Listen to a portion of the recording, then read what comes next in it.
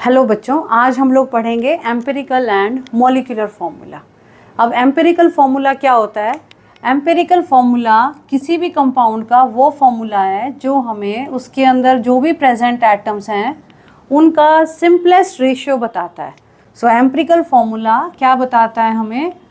Simplest ratio of different atoms, simplest ratio of atoms of different kinds present in the compound.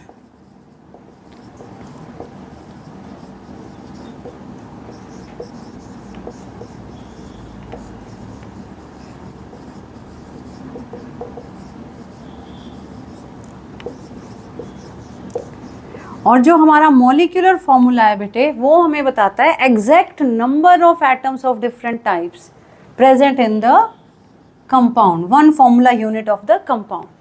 So it tells us the exact number or actual number of the atoms of different types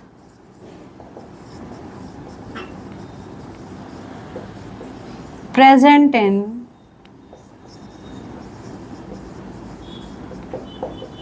the compound.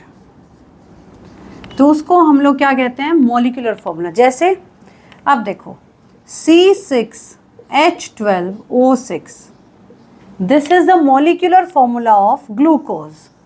ये हमारा बेटे molecular formula है।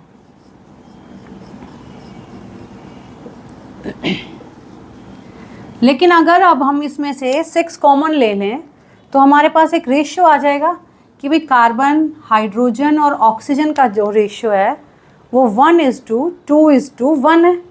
तो इस फॉर्मूले को हम लोग कहते हैं एम्पिरिकल फॉर्मूला। तो इस फॉर्मूले ने तो हमें एग्जैक्ट नंबर्स बता दिए, इसने हमें सिंपल वो क्या बता दिया कि उसके अंदर रेशियो कितना है। तो ये है हमारा एम्पिरिकल फॉर्मूला और वो था हमारा मॉलिक्यूलर फॉर्मूला। अब देखो बेटे, मॉलिक्यूलर फॉर्मूला हर कंपाउंड का अलग होता है, लेकिन जो एम्पिरिकल फॉर्मूला है ना, 2 कंपाउंड्स का, 3 कंपाउंड्स का सेम भी हो सकता है। अब देखो जैसे CH2O को हमने एम्पिरिकल फॉर्मूला लिखा था ग्लूकोज का भी। जब आपने इसको ग्लूकोज का एम्पिरिकल फॉर्मूला लिखा तब इसके अंदर जो कॉमन फैक्टर था वो था 6, यानी कि अगर मैंने इसको 6 से मल्टीप्लाई कर दिया तो ये हमारा ग्लूकोज बन जाएगा। अब ऐसे ही बेटे हमारे पास एक होता है एसिटिक एसिड CH3COOH, इसको हम लोग लिख सकते हैं C2H4O2। अब इसके अंदर कॉमन फैक्टर क्या है बेटा? इसमें दो है ना कॉमन फैक्टर, तो यानी कि इसका भी जो एम्पिरिकल फॉर्मूला है तो वो तो हो गया CH2O, लेकिन अगर उसको मैंने 2 से मल्टीप्लाई कर दिया तो वो क्या बन जाएगा? एसिटिक एसिड का मॉलिक्यूलर फॉर्मूला। तो इस तरीके से कोई भी 2-3 कंपाउंड्स का एम्पिरिकल फॉर्मूला सेम हो सकता है, बट उनका मॉलिक्यूलर फॉर्मूला हमेशा डिफरेंट होता है। अब यहाँ से तुम लोगों को कुछ समझ आ रहा होगा कि this is the empirical formula multiplied by some n factor gives rise to molecular formula. तो हम ये एक चीज़ लिख सकते हैं कि कोई भी जो कंपाउंड है उसका जो मॉलिक्यूलर फॉर्मूला है,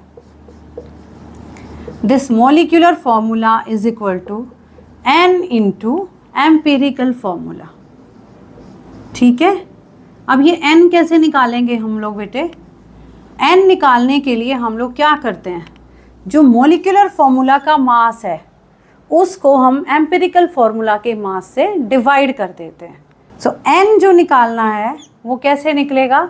मोलिकुलर फॉर्मूला मास, ये एक फॉर्मूला तो ये बन गया हम लोगों का कि अगर हमने एम्पिरिकल फॉर्मूला को n से मल्टीप्लाई किया तो मॉलिक्यूलर फॉर्मूला आ जाएगा। दूसरा हमारा है कि n कैसे निकालोगे? So molecular formula mass divided by empirical formula मास।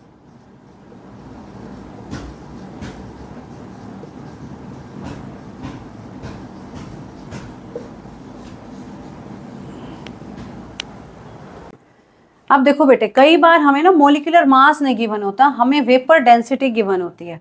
तो जो मॉलिक्यूलर मास होता है, molecular mass is equal to 2 into vapour density. तो ये आप लोगों को ध्यान रखना है कि जब भी वेपर डेंसिटी गिवन है तो उसका ट्वाइस हो जाएगा हमारा मॉलिक्यूलर मास।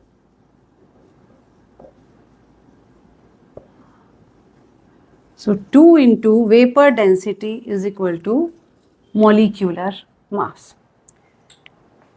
अब बेटे एम्पिरिकल फॉर्मूला निकालने के लिए हमको अलग अलग एलिमेंट्स की परसेंटेज गिवन होती है, तो हम लोगों को एक टेबल बनानी पड़ती है। तो हम लोग पहले वो टेबल बना लेते हैं। अब देखो बेटे, एम्पिरिकल फॉर्मूला या मॉलिक्यूलर फॉर्मूला निकालने के लिए पहले हम एक ऐसी टेबल बना लेते हैं जिसमें हम यहाँ पे एलिमेंट नंबर 1, 2, 3, 4 ऐसे लिख देते हैं। फिर यहाँ हम लोग सिंबल ऑफ द एलिमेंट लिखते हैं। उसके बाद percentage of element, atomic mass of element, moles of element निकालते हैं परसेंटेज को एटॉमिक मास से डिवाइड करके। और यहाँ पे हम सिंपलेस्ट मोलर रेशियो निकालते हैं। यहाँ सबके मोल्स आ गए, जो हमारी स्मॉलेस्ट वैल्यू होती है नंबर ऑफ मोल्स की, उस वैल्यू से हम सबको डिवाइड कर देते हैं।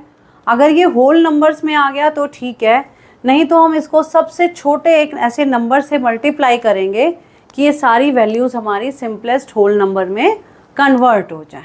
अब देखो बेटे, जैसे हमें 3 एलिमेंट्स दिए हुए हैं, सोडियम, सल्फर और ऑक्सीजन। उनका परसेंटेज गिवन है 29.11% sodium, sulphur is 40.51% and oxygen is 30.38%। Atomic mass हमने सबका लिख दिया, सोडियम का 23, सल्फर का 32 और ऑक्सीजन का 16। अब हमने इनके मोल्स निकालने हैं हर एलिमेंट के। तो हमने 29.11 को 23 से डिवाइड किया, 1.266 आया। हमने 40.51 को 32 से डिवाइड किया, 1.266 आया। फिर हमने 30.38 को 16 से डिवाइड किया तो 1.897 आ गया।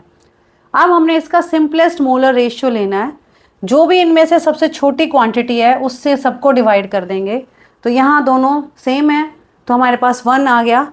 अब 1.897 को जब हम 1.266 से डिवाइड करते हैं तो 1.5 आता है। अब 1.5 is not a whole number, तो हमने सबको 2 से मल्टीप्लाई कर दिया तो हमारे पास 2, 2 एंड 3 आ गया। So empirical formula is Na2S2 and O3। So ये हमारा बेटे एम्पिरिकल फॉर्मूला निकालने का तरीका था।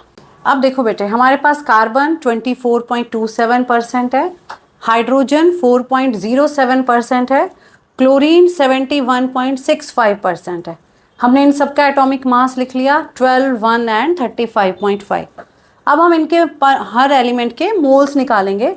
तो 24.27 को 12 से डिवाइड करेंगे, 4.07 को 1 से डिवाइड करेंगे और 71.65 को 35.5 से। तो हमारे पास ये इनकी वैल्यूज़ आ गई हैं नंबर ऑफ मोल्स की, 2.02, 4.07 एंड 2.02।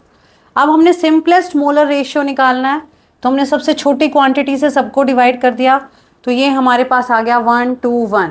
अब ये क्योंकि सिंपल होल नंबर में ही है तो सेम हमारा सिंपलेस्ट होल नंबर रेशियो में भी यही वैल्यूज़ लिखेंगे।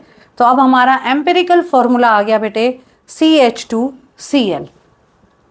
अब हमको मॉलिक्यूलर फॉर्मूला निकालना है। तो अब हम पहले N निकालेंगे। तो N के लिए हम लोग एम्पिरिकल फॉर्मूला मास से मॉलिक्यूलर फॉर्मूला मास को डिवाइड कर देंगे। अब देखो बेटे, हमें मॉलिक्यूलर मास दिया हुआ था इसका 98.96। अब हम इसका एम्पिरिकल फॉर्मूला मास निकालेंगे, वो हमारा आ गया 49.5।